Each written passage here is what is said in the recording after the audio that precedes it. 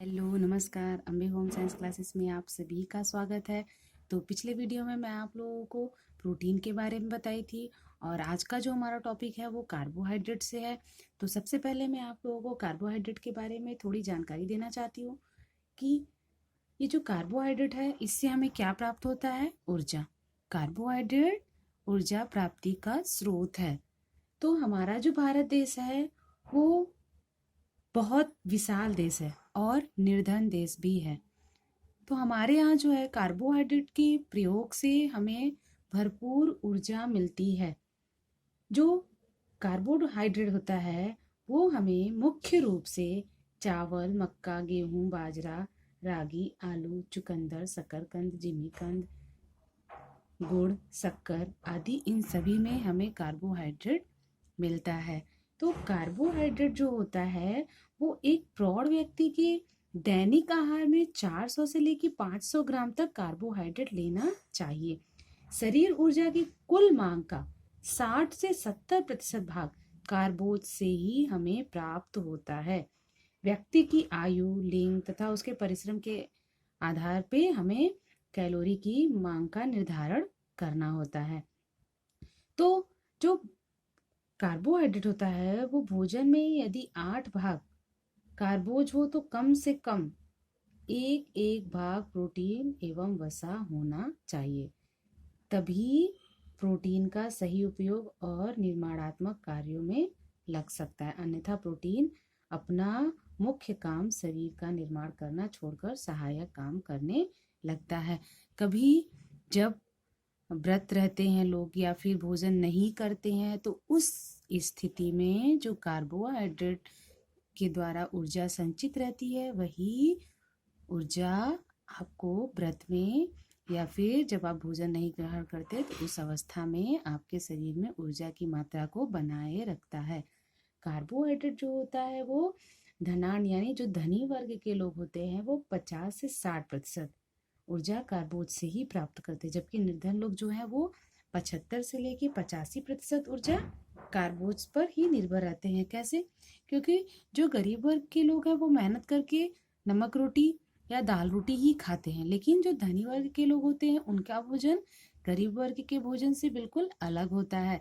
तो गरीब लोग जो होते हैं वो कार्बोहाइड्रेट के यानी द्वारा ही अपने शरीर में ऊर्जा की पूर्ति करते हैं। तो आइए मैं आप लोग को कुछ आप लोग के ही बुक से कुछ बताना चाहती हूँ कि अगर कार्बोहाइड्रेट प्रश्न पूछता है कि आहार के एक आवश्यक तत्व के रूप में कार्बोहाइड्रेट की प्राप्ति के स्रोत, उपयोगिता तथा अधिकता से होने वाली हानियों का उल्लेख कीजिए अथवा कार्बोहाइड्रेट किसे कहते हैं, इसकी कमी के लक्षण लिखिए। तो आप लोग को कैसे लिखना है, जो मैं बात बताई हूँ उसको भी आप लोग याद कर लीजिएगा या फिर नोट डाउन कर लीजिएगा। कार्बोहाइड्रेट आहार का एक आवश्यक तत्व है। कार्बोहाइड्रेट में कार्बन, हाइड्रोजन तथा ऑक्सीजन होते हैं।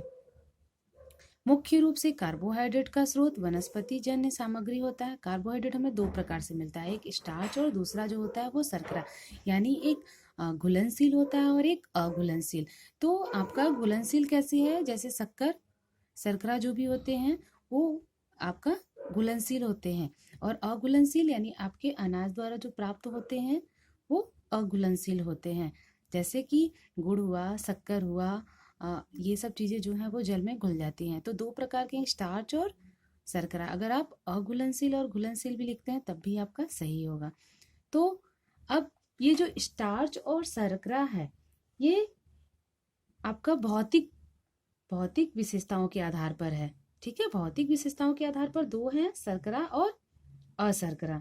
ठीक है, और रासायनिक विशेषताओं के आधार पर तीन है, मोनोसैकेराइड, डाइसैकेराइड और पॉलीसैकेराइड।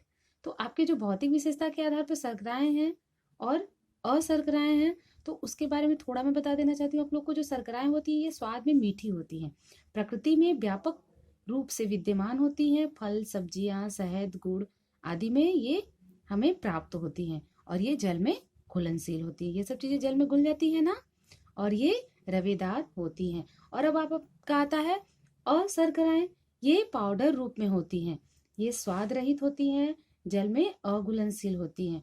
कुछ शर्कराएं ठंडे जल में अघुलनशील होती हैं और गर्म जल में ये फूल जाती हैं। ठीक है। जैसे हमारे जो जड़ वाली चीजें होती हैं, फल होती हैं, बीज होती हैं, ये क्या होती हैं, जल में घुलती नहीं है। तो आपके जो कार्बोहाइड्रेट होते हैं वो हमें कहाँ से प्राप्त होते हैं, अब मैं वो आप लोग को बताऊंगी। तो प्राप्ति के स्रोत प्रायः सभी अनाज, फल, कंद वाली सब्जियां तथा अन्य वनस्पति जन्य भोज्य पदार्थ कार्बोहाइड्रेट के उत्तम स्रोत है।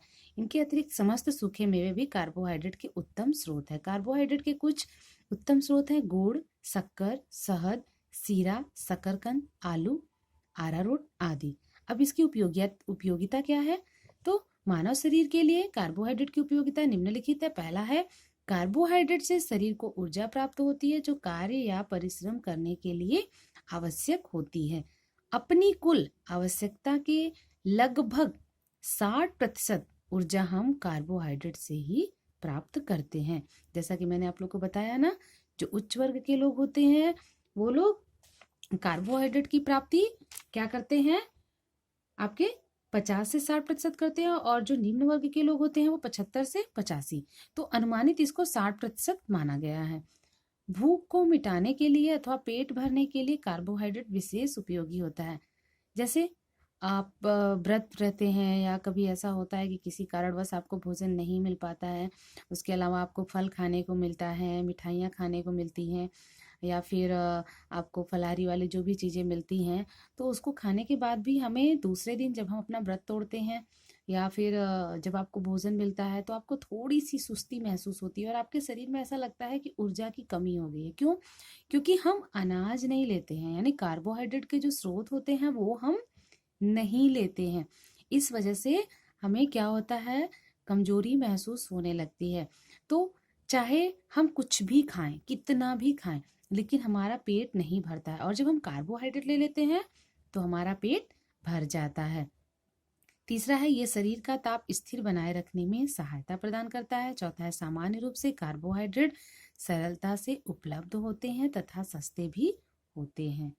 कार्बोहाइड्रेट की कमी के लक्षण, तो कार्बोहाइड्रेट की कमी की दशा में शरीर जो होता है उसका वजन घटने लगता है, त्वचा पर झुर्रियां पड़ने लगती हैं, त्वचा ढीली पड़ जाने के कारण लटकने लगती है, व्यक्ति दुर्बल महसूस करने लगता है तथा उसके चेहरे का सामान्य चमक भी कम हो जाता है, और व्यक्ति कम उम्र में भी ज्यादा उम्र का दिखने लगता है, और किसी भी कार्य में उसकी जो क्षमता होती है वो कम हो जाती है, वो कार्य को तेजी से नहीं कर पाता है।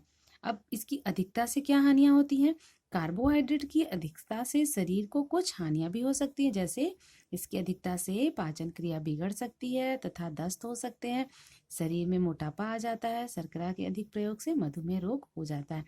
अब कैसे आपकी पाचन क्रिया कैसे बिगड़ जाएगी, अगर आप खाने पे खाते जाएंगे, वो भी क्या, कार्बोहाइड्रेट की चीजें अगर बहुत ज्यादा आप यूज कर रहे हैं, जैसे आपने सुबह 2 रोटी खाया, फिर 2 घंटे बाद फिर आपने 2-3 रोटी खा ली, फिर उसके बाद आपने आलू खा लिया, या फिर गुड़ से बनी हुई चीजें खा ली, तो ऐसा करने से क्या होता है, हमारे शरीर को उतने ही ऊर्जा की जरूरत होती है जितना कि शरीर को जरूरत है। अगर हम उससे ज्यादा उसका प्रयोग करते हैं तो वो हमारे लिए हानि भी पहुंचा देता है। तो कोई भी चीज, जो भी आपके पोषक तत्व हैं या जो भी आपके विटामिन हैं, वो सब की मात्रा हमें सही रूप में अगर हम उसका प्रयोग करते हैं तो हमारे सेहत के लिए बहुत ही लाभप्रद होते हैं। लेकिन अगर हम उसका प्रयोग मात्रा से ज्यादा करते हैं तो उसका हमारे ऊपर साइड इफेक्ट भी होने लगता है, और फिर क्या होता है, दस्त होने लगता है। कभी ऐसा होता है कि आप शादी विवाह में जाते हो और आपको कोई अच्छा चीज दिख जाता है खाने के लिए, तो आप क्या करते हो, टूट पड़ते हो ना। तो जब आप टूट पड़ते हो उस पे खाने के लिए तो क्या होता है, घर आने के बाद आपके पेट खराब हो जाते हैं। तो हम किसी भी चीज को अगर अति से ज्यादा खाएंगे तो हमारे लिए हानिकारक तो होगा ही ना।